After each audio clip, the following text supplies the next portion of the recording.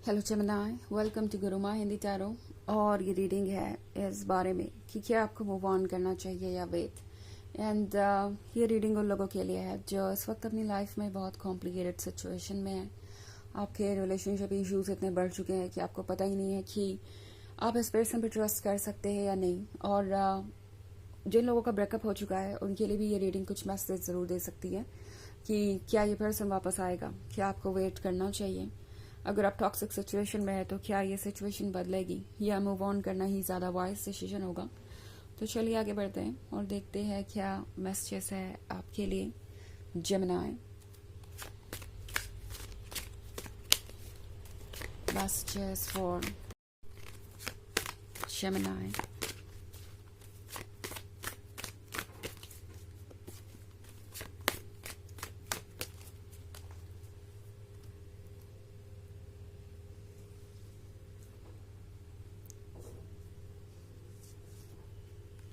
Child of Bones, Seven of Spells,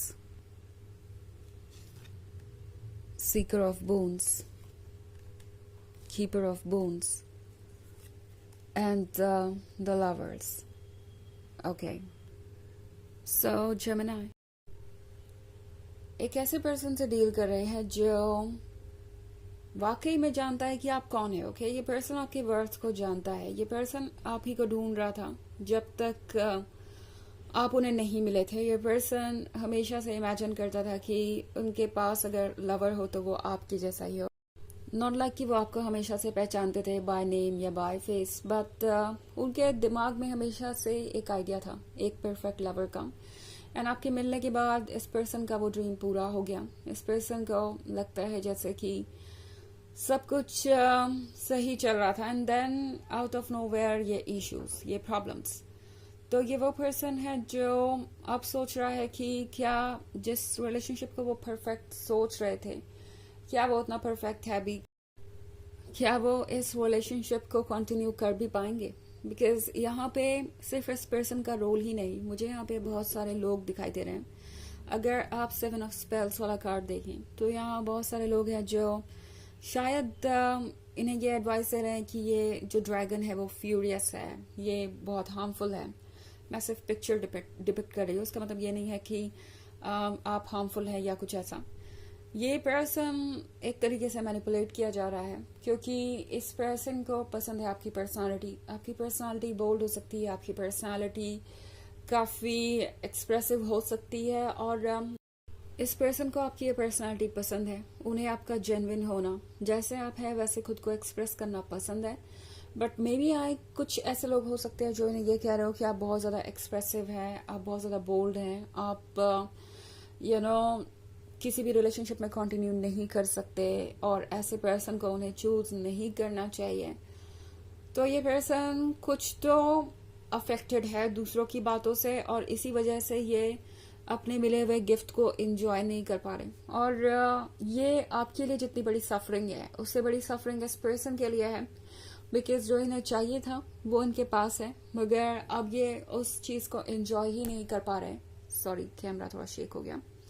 enjoy ही नहीं कर पा रहे और ये बातें इस पर्सन को बहुत ज़्यादा फ्रस्ट्रेट कर रही है। एक तरफ तो ये पर्सन ये फील कर रहा था जैसे कि वो इस रिलेशनशिप को सेव कर सकते हैं और अपने पास रख सकते हैं एंड अब उन्हें लग रहा है कि इस रिलेशनशिप को कंटिन्यू नहीं किया जा सकता।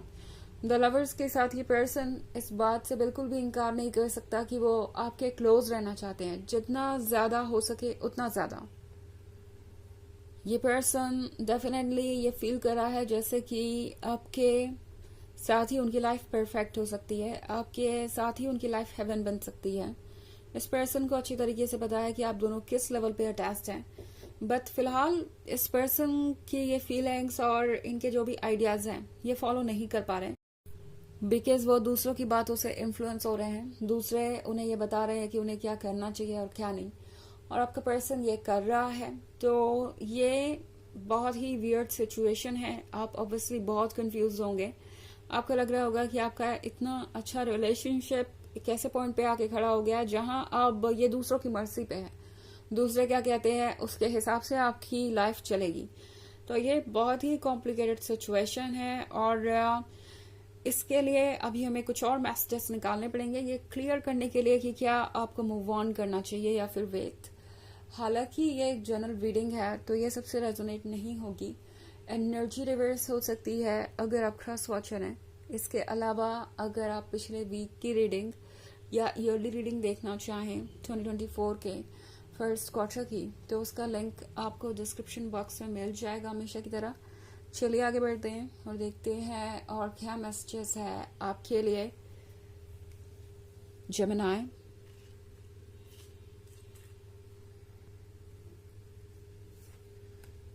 Four of Challenges, Eight of Boons, the Council of Animals,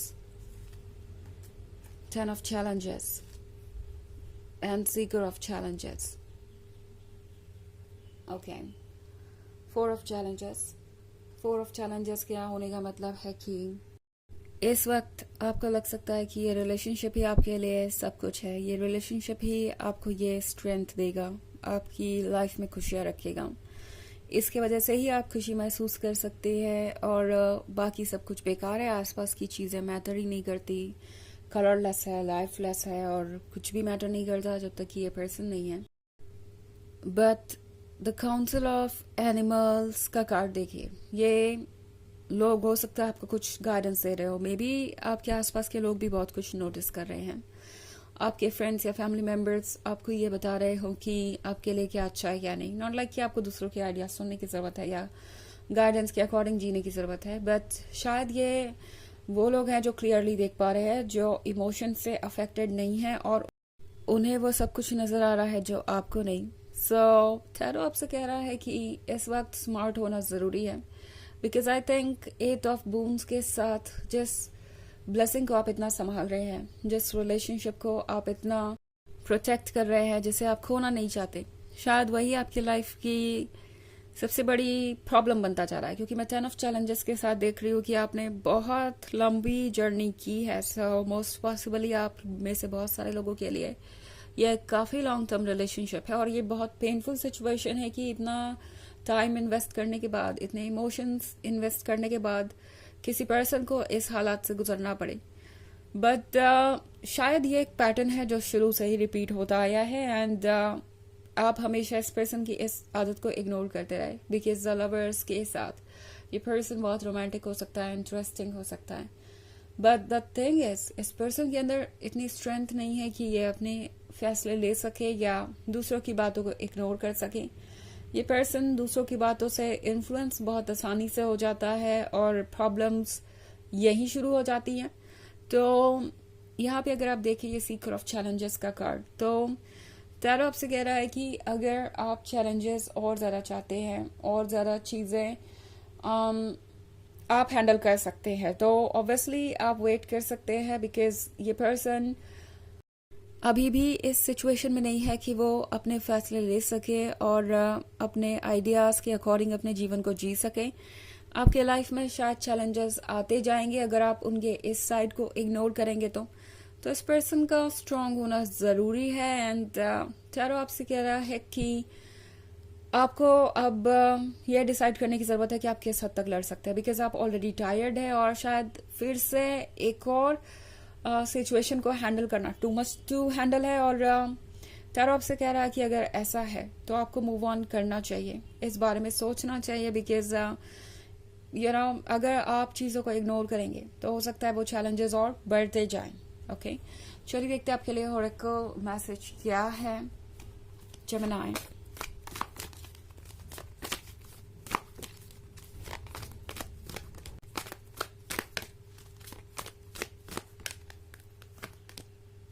Melchizedek, higher learning. You have learned from experience. More inner study is now required to further progress. तो मेल्चीज़ेडेक आपसे कह रहे हैं कि अपने एक्सपीरियंस को बिल्कुल इग्नोर मत कीजिए, बिकॉज उस एक्सपीरियंस से आप बहुत कुछ सीख चुके हैं और थोड़ी सी और इनर स्टडी करेंगे तो आप और प्रोग्रेस कर लेंगे और आगे बढ़ जाएंगे। ओके, सो ड्रीम्स पे फोकस कीजिए एंड ट्रुथ को एनालाइज करने की कोशिश कीजिए। इमोशंस वाले ग्लासेस को उतार के विजडम से सोचना ज़रूरी हो गया है। ओके, तो ये है रीडिंग इस बारे में कि क्या आपको मूव ऑन करना चाहिए या फिर वेट। आई होप आपको अच्छी लगी होगी। Thanks for watching. Till next video. Bye.